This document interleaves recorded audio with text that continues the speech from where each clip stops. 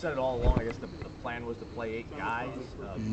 How much of that was freshness? How much of it was production that you thought you need maybe a spark and get some fresh bodies? No, we had a plan, kind of a set plan with Bless for sure. Was going to get him in there early. KJ, I knew I was going to see how long those guards would kind of go until they need a little gas. And then we got KJ in there in the second half to start. That was good. Kind of get those guys replenished. And then we got Darius in there and tackle at the end. Those 8 guys that we want to keep in rotation. But some of it was pre-planned and some of it was just more as I was watching. See some of it, they would kind of probably need a spell here, a spell two. I trust those guys to go in there and operate at a high level. What were you most pleased with offensively in the game? What area do you feel like they need to take a next step as you guys progress? Yeah, I mean, starting early run game, sometimes, when you come out, we got to play where we're not trying to see what's happening, just go attack. So we can't allow those to dictate. So I want guys to come out here and kind of swing first kind of mentality. But I thought overall, as the game settled, they kept going and kept, getting those, because you're in a real football game where you ain't gonna just come out there gash at people. You got to kind of throw body blows and soften them up and then start to get that run game going once the game wears down. And I thought they did a good job of that. I presume you have confidence in the run game, though, despite the results of that. Oh, absolutely. Absolutely. That was a real good front. We played, and they had a good success stopping the run. So I was proud to see us that we persisted because we're going to still do what we do. We're still going to run the schemes we run, and we're still going to keep swinging. So I was glad to see those guys stay with it in the end and start to kind of hit for them. I know sacks kind of aren't the end-all be-all when you're measuring how your line does, but 2 years in a row now, no sacks allowed against. You know how good that LSU front is. What do you say about your unit's performance in pass blocking? Well, yeah, it's way deeper than just O-line. I mean, it's our communication. We had an error one time. We had to call a timeout because we were communicating a little bit too much in protection. But it starts with the communication of the center to the O-line and the center to the quarterback, to the running backs, to the receiver routes, depth, concepts, Jordan, escapability. All of that comes into effect. So it's a total effort to make sure we keep quarterback upright and make sure we're on point with our communications and timing and protection. How important was the offensive drive where you guys got the touchdown before the first half ended? That was big.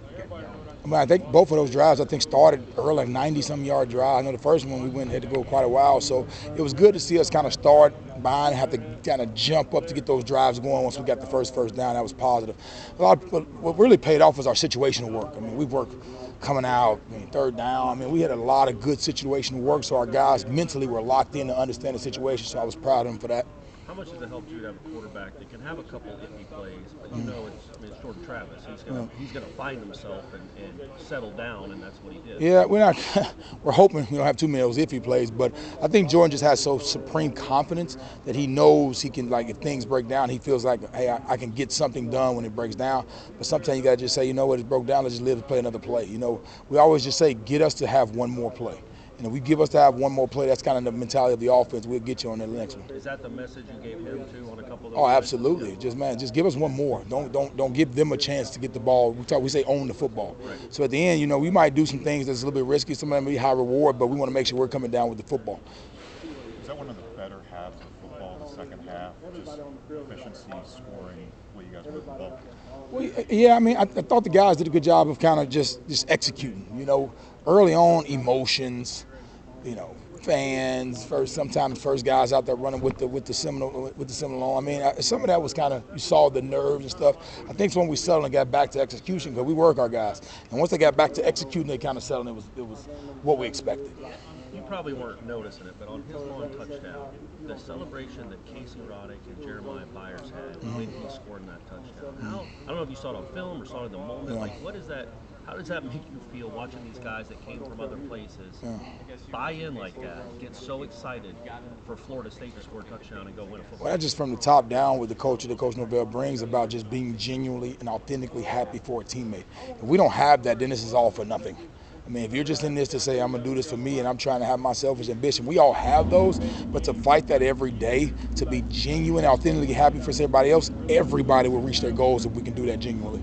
And not to denigrate any other tight ends you've had previously, but what makes him so different? What makes him so unique? He's got a kind of unique skill set. Well, yeah, he's talented, and I'm gonna tell you, a lot of people don't understand is his mindset. When he came in here, man, he's like, man, I'll do whatever. Because sometimes you think you get a guy like that late in his career, you're thinking, oh man, we gotta appease, and he wants to do this, and you don't go, nah, man, he's special teams. He was in there, we run some counter. He was in there lead blocking on the counter. He had some big plays late. So, his mindset and his approach to the game is what makes him special. Especially on offense, I know you guys are different on the offensive line, but when it comes to offensive players, guys don't want to get off the field. How do you create created kind of an environment to where these guys really do embrace and believe that, like, we're all going to be able to play, we're all going to be able to help? Well, it goes back to the success of the unit and the group. You know, it's not individual success, and you got to fight that every day. So it's better for the unit if we can have guys out there we have trusted spell guys, or to be a matchup deal. Hey, this guy's a little bit big, let's go with this matchup. Or like a guy like Darius can play all five. I might like, hey, we're gonna run more of this. Let's get him in there for this. So to have that plan, and also as a coach, you got to establish that early. I can't surprise them. So nobody was surprised on Saturday or Sunday with the moves I was doing because they knew they were coming. So it wasn't like a sideline blow. Why are you taking me out? You knew you was coming out. So it wasn't like, so it was already pre-planned. I don't surprise those guys. We have open conversations about what I was going to do. So they knew it was coming and they embrace it. They understand, like, man, it worked out for the better of us because now the matchups was better. I got a spell. I got hydrated. Let's go back in there. See, like first half, I don't want to act like I know football, but like first half, it seemed like you guys were pulling a lot, even on pass plays. Was that something you guys tightened up a little bit in the second half or went away from? No, I mean, we continued to do it. They did a good job of penetrating backside. They had a good D-line front, and they had known to be attackers and over-the-top players, but they were penetrating the backside. So we had to do some tweaks to make sure we get solidified that, number one, to make sure we didn't have any backside penetration.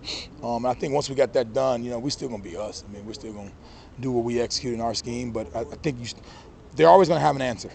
And we got to find the answer and make sure we have an answer for the answer. It made a lot of rounds on social media, the play that Keon caught his second touchdown. He's like jumping up in the air and waving to you guys and then pointing. Yeah, I don't even know if he was doing that, but it's a cool story though. No, I mean, I know he did that, but I was I'll let him have what it. is he? It didn't even look like. Yeah, but he was on a different person the next play, that's so what I thought. Okay. I think it just makes for good internet stuff, but I don't think that's what Would he you was like saying. him if he does think you have a mismatch to maybe not? Well, Keon's a smart football player, yeah. and he understands leverage, matchups, all that. But I don't necessarily think that's what he was believing, but it sounds good, so I'm gonna roll with it. Okay, good. I don't know, coming out of high school, I don't know if Rodney Hill had a reputation as a guy that's going to be running people over.